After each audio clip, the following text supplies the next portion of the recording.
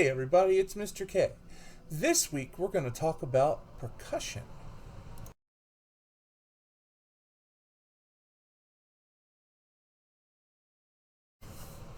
The simplest explanation for percussion is something that makes a sound when you hit it with something else. This could mean our hands clapping is percussion, our snapping is percussion, and everything else that we've known. Hitting a drum with a drumstick is percussion. Hitting a pot with a spoon, dang, dang, dang, is percussion. And it's because we're hitting something with something else, which is what makes it a percussion instrument. Percussion literally means to strike or to hit.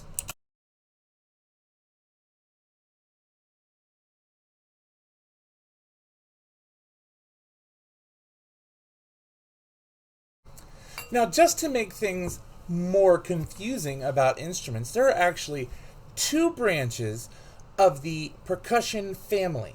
The first branch is what we call melodic percussion or melody instruments. These are the ones that we can play a song on and we recognize it, like a xylophone or some chimes. The other kind are called idiophonic percussion instruments, which means that they only play one sound. This is like the snare drum or the bass drum, and these are instruments, again, like I said, only make one sound when we hit them. So this week we're actually going to talk about idiophonic percussion, and next week we're going to talk about the melodic ones. It's pretty simple to define an idiophonic one because, again, it only makes one sound.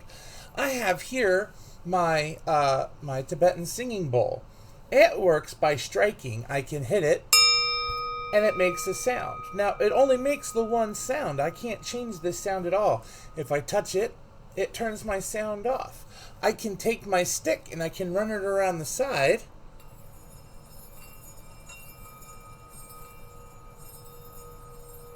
but it's still just making the same sound. Now, the way this is working is this is actually rubbing against the sides and it's catching it and letting go and then coming in contact with it again, and it's creating friction, which is technically still hitting my bowl, and that's what's making the sound play.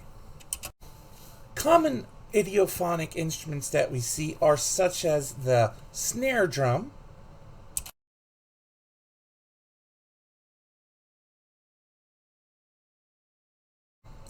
the bass drum,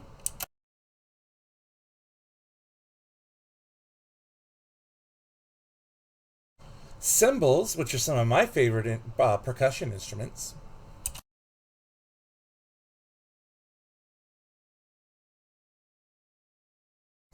and rock music's favorite percussion auxiliary idiophonic instrument, the cowbell.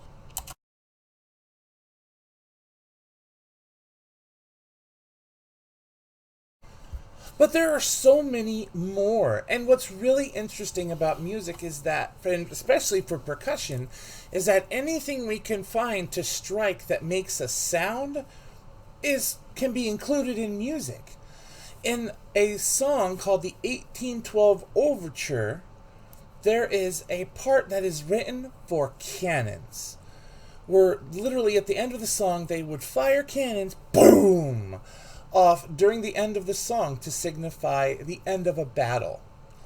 That's a pretty crazy example of an idiophonic instrument, an idiophonic percussion instrument, but that's what it was used for. It was used in music. Other examples can be such as an anvil, or I've even seen the metal wheel from a car without the rubber on the outside that can be tapped against. Sometimes some of the composers, the people that write the music, they see these instruments and they're like, I like how that sounds when I hit it. I'm going to include that in my song.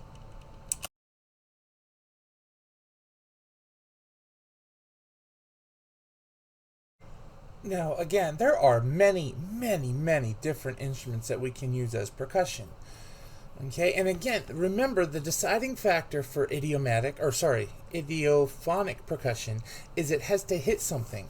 So something like a maraca, the little shaker instruments, might not seem like they're actually percussion instruments.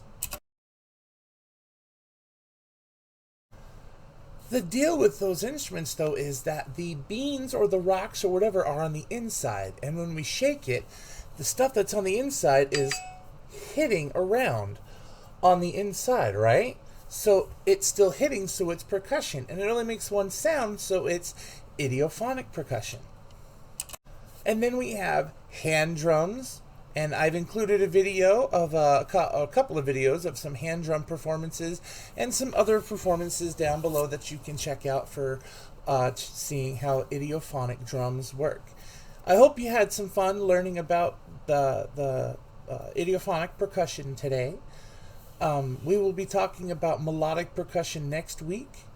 So have a great week, and I will see you during your meets. Bye.